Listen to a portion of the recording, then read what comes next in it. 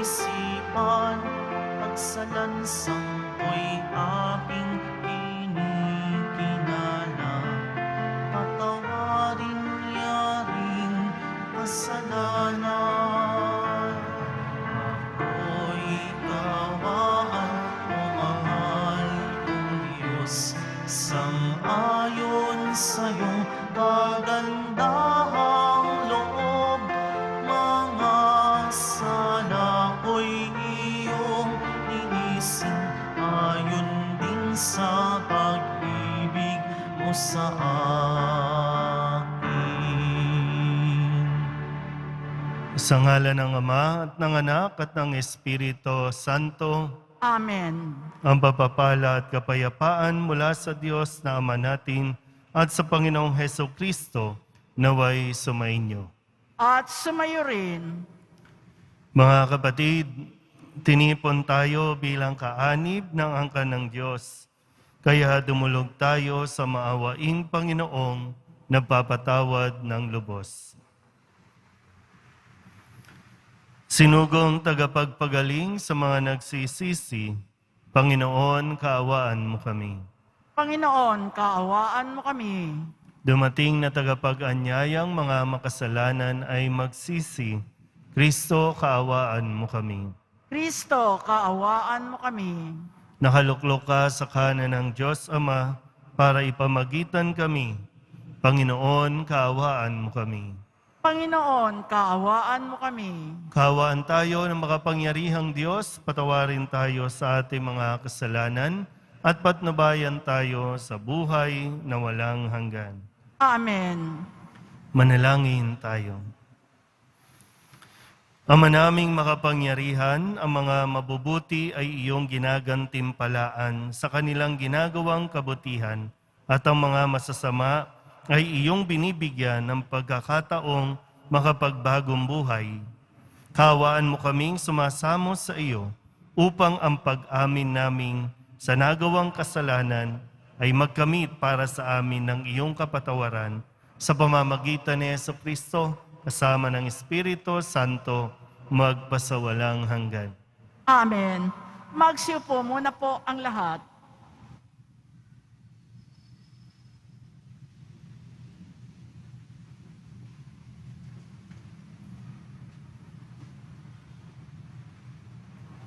Pagbasa mula sa aklat ni Propeta Isaias. Sabi ng Panginoon sa kanyang bayan, sa araw ng pagliligtas sa iyo ay lilingapin kita at tutugunin ang paghingi mo ng saklolo. Babantayan kita at iingatan. Sa pamamagitan mo'y gagawa ako ng tipan sa mga tao, ibabalik kita sa sariling lupain. Sa gayon ay walang kaayusan. Palalayain ko ang nasa bilangguan at bibigyan ng liwanag ang nasa kadiliman. Sila'y matutulad sa mga tupang nanginginain sa magandang pastulan. Hindi sila magugutom at mauuhaw. Hindi rin daranas na matinding init ng sikat ng araw at sa disyerto. Sapagkat papatnubayan sila noong isang nagmamahal sa kanila. Sila'y ihahatid niya sa bukal ng tubig. Gagawa ako ng lansangan sa gitna ng mga bundok, at ako'y maghahanda ng daan para siyang daanan ng aking bayan. Darating ang bayan ko buhat sa malayo, mula sa hilaga at sa kanluran, gayon din sa Sevene sa timog. Kalangitay umawit ka, lupa, ikaw ay magalak. Gayon din ang mga bundok, pagkat inaaliw ng Panginoon ang kanyang hinirang. Sa gitna ng hirap ay kinahabagan. Ang sabi ng mga taga-Jerusalem, pinabayaan na tayo ng Panginoon. Nakalimutan na niya tayo. Ang sagot ng Panginoon, malilimot kaya ng ina ang sarili niyang anak? Hindi kaya niya mahalin ang sanggol na iniluwal?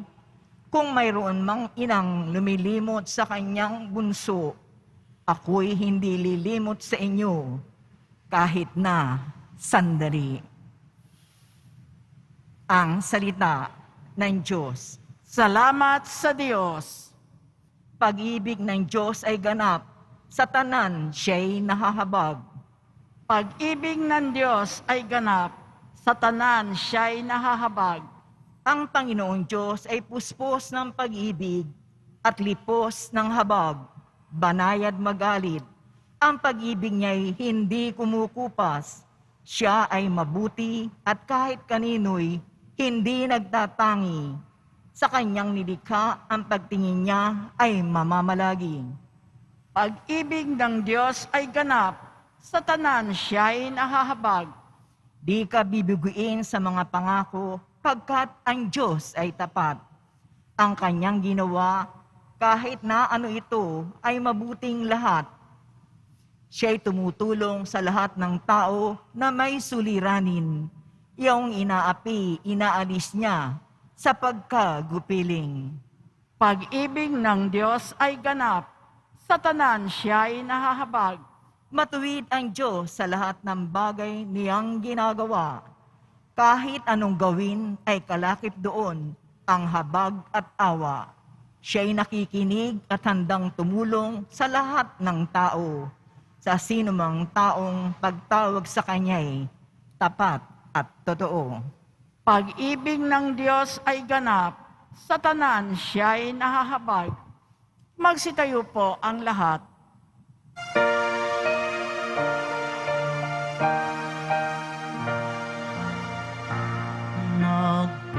Nagpupuri kami sa'yo, Panginoong Jesucristo. Nagpupuri kami sa'yo, Panginoong Jesucristo. Pagkabuhay, ako't buhay, mabubuhay na sinumang ako'y pananaligan, ay di mapapanaigan ng kamatayan kailanman.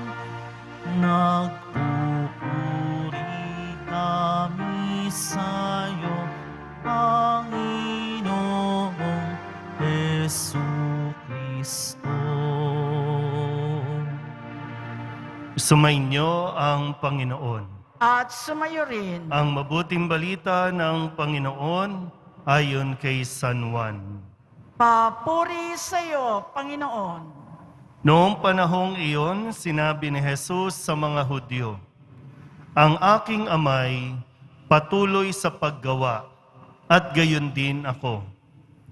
Lalong pinagsikapan ng mga Hudyo na patayin siya, sapagkat nilabag na niya ang batas tungkol sa araw ng pamamahinga, ay sinasabi pa niyang ang Diyos ang kanyang ama, at sa gayoy, ipinapantay ang sarili sa Diyos. Kaya't sinabi sa kanila ni Jesus, "Dapat ninyong malaman na walang ginagawa ang anak sa kanyang sarili lamang. Ang ginagawa lamang niya ay ang nakikita niyang ginagawa ng ama. Ang ginagawa ng ama ay siya ring ginagawa ng anak, sapagkat minamahal ng ama ang anak at ipinakikita sa anak ang lahat ng ginagawa niya. At higit pa sa mga ito ang mga gawang ipakikita sa kanya ng ama at manggigilalas kayo. Kung paanong binubuhay ng ama ang mga patay, gayon din naman, bubuhayin ng anak ang sinumang nais niyang buhayin. Hindi humahatol kanino man ang ama. Ibinigay niya sa anak ang buong kapangyarihang humatol upang parangalan ng lahat ang anak, tulad ng kanilang pagpaparangal sa ama. Ang hindi nagpaparangal sa anak ay hindi nagpaparangal sa amang nagsugo sa anak. Sinasabi ko sa inyo, ang nakikinig sa aking salita at nananalig sa nagsugo sa akin ay may buhay na walang hanggan. Hindi na siya hahatulan, kundi inilipat na sa buhay mula sa kamatayan. Tandaan ninyo, darating ang panahon, ngayon na nga, na maririnig ng mga patay ang tinig ng anak ng Diyos at ang makinig sa Kanya ay mabubuhay. Ang Ama ang may kapangyarihang magbigay buhay at ang anak ay binigyan niya ng kapangyarihang magbigay buhay. Binigyan din siya ng kapangyarihang humatol sapagkat siya ang anak ng tao. Huwag ninyo itong pagtakhan sapagkat darating ang oras na maririnig ng mga patay ang kanyang tinig. Sila'y muling mabubuhay at lalabas sa kinalilibingan nila. Lahat ng gumawa ng mabuti ay pagkakalooban ng buhay na walang hanggan, at lahat ng masama ay parurusahan. Wala akong ginagawa sa sarili ko lamang. Humahatol ako ayon sa sinasabi sa akin ng Ama. Kaya't matuwid ang hatol ko. Hindi ang sarili kong kalooban ang aking sinusunod, kundi ang kalooban ng nagsugo sa akin. Ang mabuting balita ng Panginoon. Pinupuri ka namin, Panginoong Heso Kristo. Magsiupo muna po ang lahat. Isang magandang araw po sa inyong lahat. At napakatingkad po ng mga salita na ibinigay po sa atin sa araw na ito. Mayroon po tayong Diyos. Hindi lang basta Panginoon, kundi nagpapahayag na ang Panginoong ito ay maituturing natin at dapat nating ituring bilang Ama, Tatay, Father. Yung pagmamahal ng Ama na ipinapaliwanag dito, lalo na binanggit sa unang pagbasa sa aklat ni Propeta Isaías, sabi po dito, kung mayroon man inang lumilimot sa kanyang anak o bunso, ako'y hindi lilimot sa iyo kahit na sandali. Sa Ebanghelyo, matapos po na batikusin si Jesus na halos ipatayin na dahil sa pag-aakusa ng mga tao na nilalabag niya ang utos ng araw ng pamamahinga at ngayon ay ipinapantay ang kanyang sarili sa pagsasabing ang kanyang ginagawa ay ayon sa ipinagagawa ng kanyang Ama, ang Diyos. Nung pinagninilayan ko po ito, naalala ko po na ang isang dahilan kung yung pinagmulan po na aking bukasyon sa pagkapari ay utang ko sa aking ama, sa papa ko po. Kasi nung medyo maliit pa ako, siguro grade 1, grade 2, lagi ko siyang nakikita at madalas din naman sinasama niya ako sa kanyang pagsisimba. So isa ito sa natutunan ko sa papa ko, ang makilala ang Diyos. Kung sino nga ba ang Diyos? Sa kanya ko yan natutunan.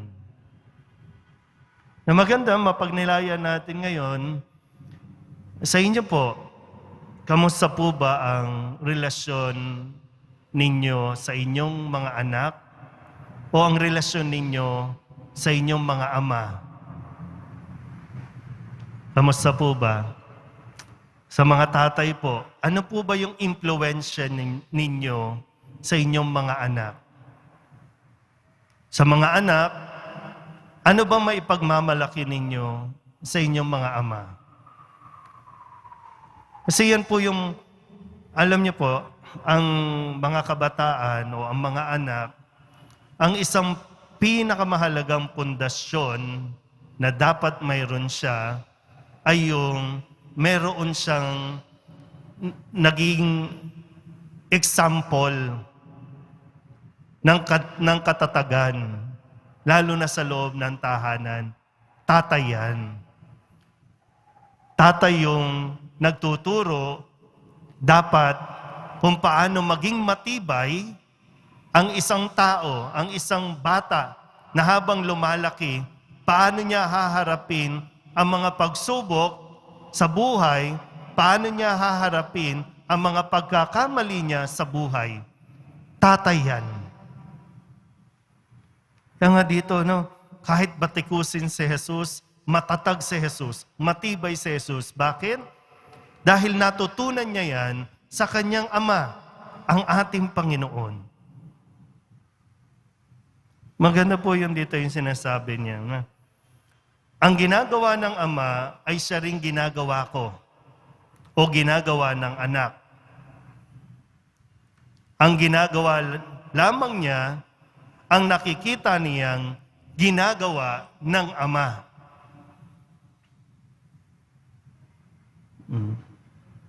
Ano ba?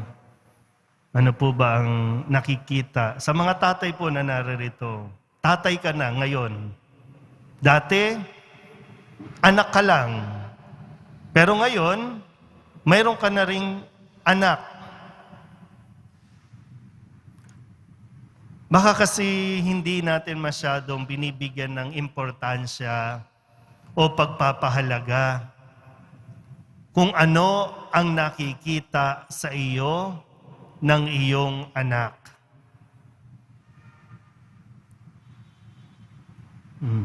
Kaya marami po sa atin nahihirapan makipag-relate sa Diyos bilang Ama kasi yung mismong Ama niya dito sa lupa, malabo.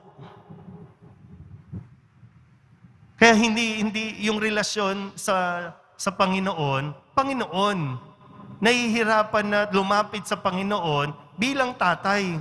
Kasi hindi sanay.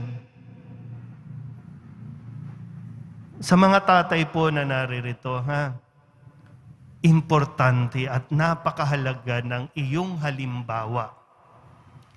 Ano ang ipinakikita mo at nakikita sa iyo ng iyong mga anak? Kung ano sila ngayon, dahil din sa iyo yan. Kung masama sila ngayon, erase. Kung hindi maganda ang kanilang ugali ngayon, baka pwede mong tingnan, ano yung prinsipyo mo o filosofiya mo sa buhay na naa-adapt ngayon ng iyong anak? Tatay ko nga Tatay ko nga lasenggo. Tatay ko nga, babaero. Tatay ko nga, kung sino-sinong kinakasama. Tatay ko nga, ang daming anak. Kala mo, kasi tahimik ka lang, hindi kayo nag-uusap. Kala mo, wala lang. Meron kang kinalaman dyan. Mahirap lang po sa mga tatay ngayon. Kaya nga minsan, paano mo i-describe ang tatay mo sa harap ng marami? Kapag mayaman, madali na i-describe, good provider. Pero ikaw po, tingnan mo nga, paano ka ma-describe? Kasi dito talagang binibida ni Jesus. Dahil malalim yung kanilang ugnayan, malalim yung kanilang relasyon. Bago pa man sumalang sa misyon si Jesus, may pundasyon na si Jesus sa kanyang Ama. Yung Ama sa kanyang anak. Kaya kahit anong paninira, hindi natitinag si Jesus. Sa ngayon, nasa ng mga tatay? Yung iba, aalis, tulog pa ang anak. Uuwi, tulog na rin ang anak sa kakatrabaho. Yung iba naman, nasaan yung tatay? nasa ibang bahay. Hindi nga kinakausap yung anak. Sinong magpapayo sa mga anak tungkol sa usapin ng pagiging lalaki? Seryosong misyon at responsibilidad po ang iniatang sa inyo ng Panginoon. Pwede nga po, sa pamantayan ng tao, minsan nauhusgahan natin ang bawat isa. Bakit siya naging tatay? Parang hindi siya dapat naging tatay. Kasi ang daming pagkukulang, ang daming kahinaan. Pero tandaan mo, ninais ng Diyos, maging ama ka, maging tatay ka. Kaya sana po, sa mga tatay na nanonood ng misa, sa online, kayo po mga naririto, may pagkakataon pa. Huwag nating hayaan mawala ang inyong kalooban sa isa't isa, ang inyong relasyon, na pwedeng sabihin, malaki na siya eh. Bahala na sa buhay niya. May panahon pa para maging mas maayos. Kasi ang pangit lang po, yung tatay, pangit yung relasyon sa kanyang naging tatay. Ngayon, sa anak mo, hindi nagiging maganda rin ang relasyon mo. Apo mo, magiging tatay din. So, kailangan natin putulin yung ganitong cycle, hindi maganda. Ang daming hurting, no? Ang daming broken. Ang daming kulang. Kulang sa pagkatao. Hindi buo. Dahil isa sa nawawala yung relasyon mo sa tatay. Alam mo kaya, di ba, sa mga babae po, minsan nang pinagsisimulan ng pag-aaway ninyong mag-asawa, tandaan niyo po ha, kapag nakikita na ng babae yung halimbawa na nakita niya sa tatay niya na hindi maganda, na ginagawa na ng asawa niya, natitrigger. Hindi lang mapangalanan. Bakit ka binubungangaan? Bakit ka inaaway? Naaalala niya, baka naaalala niya yung ugali ng tatay niya at nakikita sa iyo. Kaya lang hindi kasi pinag-uusapan, hindi na be-verbalize, kaya hindi nagkakaintindihan. So, nauulit lang. Dahil hindi na makaya, naririndi na yung lalaki doon sa pagsasabi ng babae, maghihiwalay, maiiwan na naman yung anak, sa kanya naman mangyayari yung nararamdaman natin. Sana po, no? Kung paanong si Jesus ay natuto sa kanyang ama, naging matatag, lumapit tayo sa kanya ring ama. Handa niya tayong tulungan, hindi niya tayo lilimutin. Pero eto na yung sitwasyon mo, andyan na yan, tutulungan naman tayo ng Panginoon para makaya din natin at muli tayong makabangon, muling maayos ang relasyon natin sa ating mga ama. Amen? Magsitayo na po ang lahat. Habang inilalapit natin ang ating mga kahilingan sa dambana ng Diyos, hingin natin ng lakas at pananampalataya upang makasunod sa Kanyang kalooban. Ang ating pong itutugon, Ama, Ikaw ang lahat sa amin. Ama, Ikaw ang lahat sa amin. Ang simbahan naway maging gabay ng kanyang mga kasapi sa daan ng kabutihan at dalhin sila sa pag-ibig ng Diyos. Manalangin tayo. Ama, ikaw ang lahat sa amin. Atin nawang talikuran ang kasalanan ng buong puso at maging masunurin sa mga batas ng Diyos. Manalangin tayo. Ama, ikaw ang lahat sa amin. Ang lahat ng nagdaranas ng pagsubok at pag-uusig dahil sa kanilang pananampalataya, naway magtiyaga at magtiwala sa Diyos. Manalangin tayo. Ama, ikaw ang lahat sa amin. Atin nawang masundan ang halimbawa ni Jesus at makiayon tayo sa kalooban ng Diyos. Manalangin tayo. Ama, ikaw ang lahat sa amin. Patuloy din nating sama sa ating panalangin ang kapayapaan at kaligtasan ng mga tao sa Ukraine, ganun din ang kalinawan ng pag-iisip ng Russia sa kanila pong mga desisyon. At lahat po ng mga misang pasasalamat, special na intensyon at mga kaluluwa na inihiling na ipagdasal sa misang ito.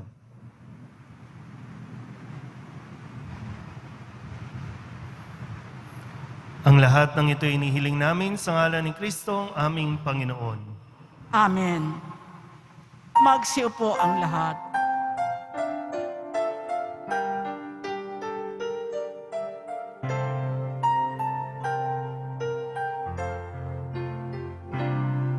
Sa'yo, Ama, aming handog, ang tinapay at alak na ito, handog ng iyong bayang sumasamot, humihingi ng patawad mo.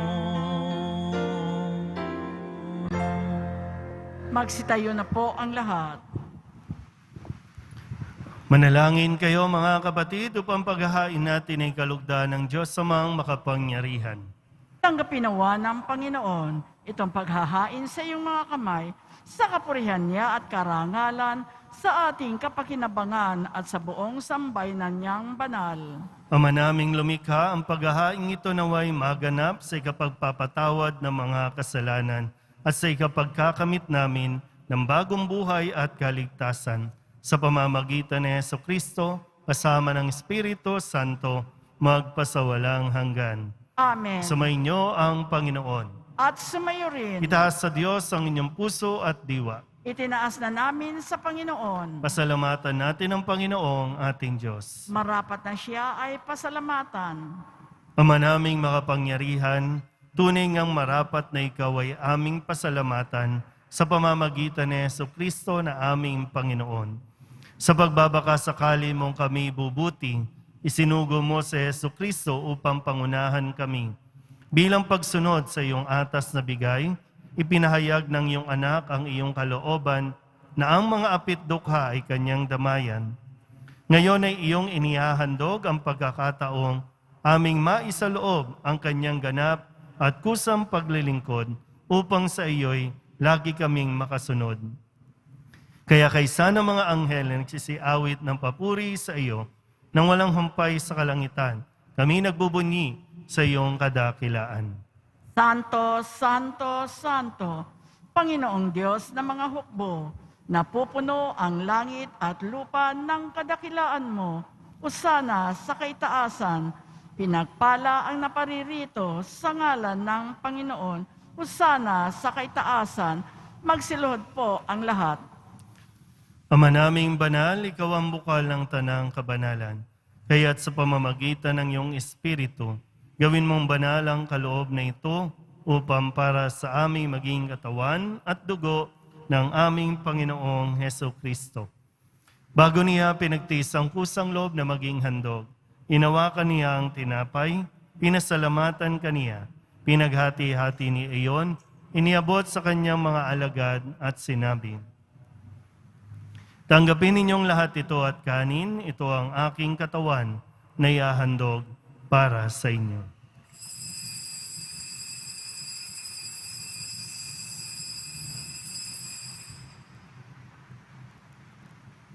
Gayun din naman nang matapos ang hapunan, hinawakan niya ang kalis, muli kaniyang pinasalamatan. Iniabot niya ang kalis sa kanyang mga alagad at sinabi, "Tanggapin ninyong lahat ito at inumin. Ito ang kalis ng aking dugo, ng bago at walang hanggang tipan. Ang aking dugo na ibubuhos para sa inyo at para sa lahat, sa ikapagpapatawad ng mga kasalanan. Gawin ninyo ito sa pag-alaala sa akin."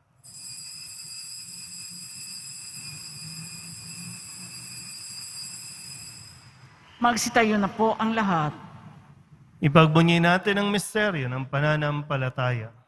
Si Kristo'y namatay, si Kristo'y nabuhay, si Kristo'y babalik sa wakas ng panahon. Ama, ginagawa namin ngayon ang pag-alaala sa pagkamatay at muling pagkabuhay ng iyong anak, kaya tiniaalay namin sa iyo ang tinapay na nagbibigay buhay at ang kalis na nagkakaloob ng kaligtasan. Kami napapasalamat dahil kami iyong minarapat na tumayo sa harap mo para maglingkod sa iyo. Isinasamo namin kami magsasalo-salo sa katawan at dugo ni Kristo ay mabuklod sa pagkakaisa sa pamamagitan ng Espiritu Santo. Ama, lingapin mo ang iyong simbahang laganap sa buong daigdig.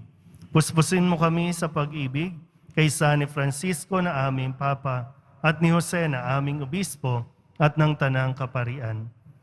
Alalahanin mo rin ang mga kapatid naming nahimlay na may pag-asang sila'y muling mabubuhay, gayon din ang lahat ng mga pumanaw. Kawaan mo sila at patuloyin sa iyong kaliwanagan. Kawaan mo at pagindapating kaming lahat na makasalo sa iyong buhay na walang wakas. Kaysa ng mahal na Birhen Maria na Ina ng Diyos, ng kabiyak ng puso niyang si San Jose. Kaysa ng mga apostol at ng lahat ng mga banal na namuhay dito sa daigdig ng kalugod-lugod sa iyo, may pagdiwang nawa namin ang papupuri sa kararangal mo sa pamamagitan ng iyong anak na aming Panginoong Hesukristo. Sa pamamagitan ni Kristo, kasama niya at sa Kanya, ang lahat ng parangal at papuri ay sa iyo, Diyos amang makapangyarihan, kasama ng Espiritu Santo, magpasawalang hanggan.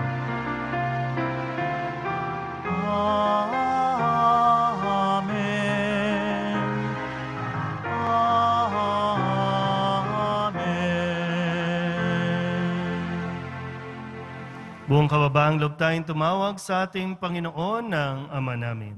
Ama namin, Sumasalangit ka, sambahin ang ngalan mo, mapasa amin ang kaharian mo, sundin ang loob mo dito sa lupa para nang sa langit. Bigyan mo kami ngayon ng aming kakanin sa araw-araw at patawarin mo kami sa aming mga sala para nang pagpapatawad namin sa nagkakasala sa amin, at huwag mo kaming ipahintulot sa tukso at iadya mo kami sa lahat ng masama. inihiling namin kami iadya sa lahat ng masama, pagkalooban ng kapayapaan araw-araw, iligtas sa kasalanan at ilayo sa lahat ng kapahamakan, samantalang aming pinananabikan ang dakilang araw ng pagpapahayag ng tagapagligtas naming si Jesucristo. Sapagkat iyo ang kaharian at ang kapangyarihan at ang kapurihan magpakailanman. Amen. Panginoong Jesucristo, sinabi mo sa iyong mga apostol, "Kapayapaan ang iniiwan ko sa inyo, aking kapayapaan ang binibigay ko sa inyo. Tunghayan mo ang aming pananampalataya at huwag ang aming mga pagkakasala. Pagkalooban mo kami ng kapayapaan at pagkakaisa ayon sa iyong kalooban, kasama ng Espiritu Santo, magpasawalang hanggan." Amen. Ang kapayapaan ng Panginoon ay laging sumainyo. At sumayo rin. Magbigayan po tayo ng kapayapaan sa isa't isa.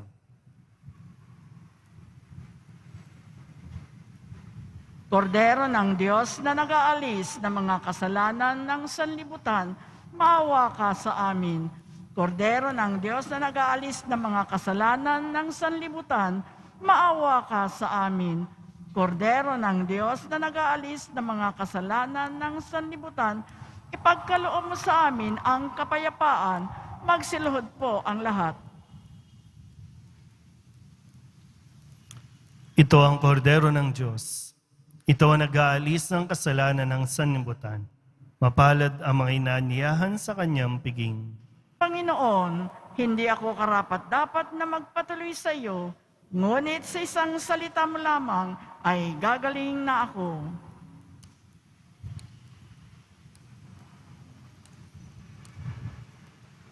Katawan ni Kristo, Amen.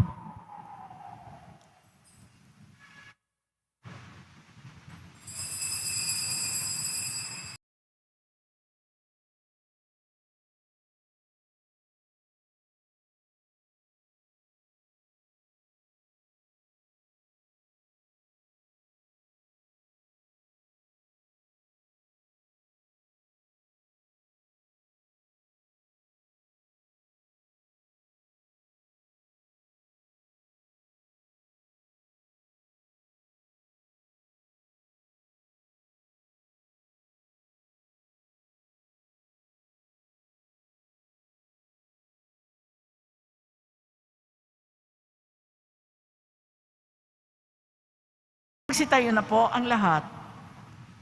manalangin tayo. Ama naming mapagmahal, sa pagtanggap namin ng banal na pakikinabang, huwag mong ipahintulot na kami maparusahan ng iyong dinulot para sa aming kagalingan. Sa pamamagitan ni Jesucristo, kasama ng Espiritu Santo, magpasawalang hanggan. Amen. Sumainyo ang Panginoon. At sumayo rin. Manalangin tayo para sa pagbabasbas. Mahal na pong Jesus Nazareno, inihayag mo sa pamamagitan ng krus ang walang maliw na pag-ibig ng Diyos sa sangkatauhan. Pakinggan mo ang kahilingan ng iyong angkan na nagsusumamo sa iyo. Makamtanawan nila ang iyong katugunan at tanggapin ang kasagutan na may utang na loob na tinatanaw. Basbasan din po ninyo mga dala-dala nilang mga imahin at dasalan at lahat ng mga may karamdaman. Sa pamamagitan ng bendisyon na ito, naway maalala nila ang mga pangako nila noon sa binyag na ikaw ang kanilang iibigin at paglilingkuran bilang Panginoon magpasawalang hanggan. Amen. At pagpalain kayo ng makapangyarihang Diyos, Ama at Anak at Espiritu Santo. Amen. Mayo kayong taglay ang kapayapaan ng poong Jesus Nazareno. Salamat sa Diyos. Magandang araw po.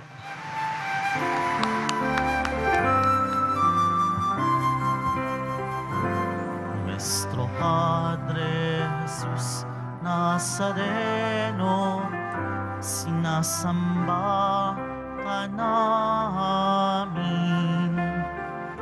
Pinipintuho ka namin.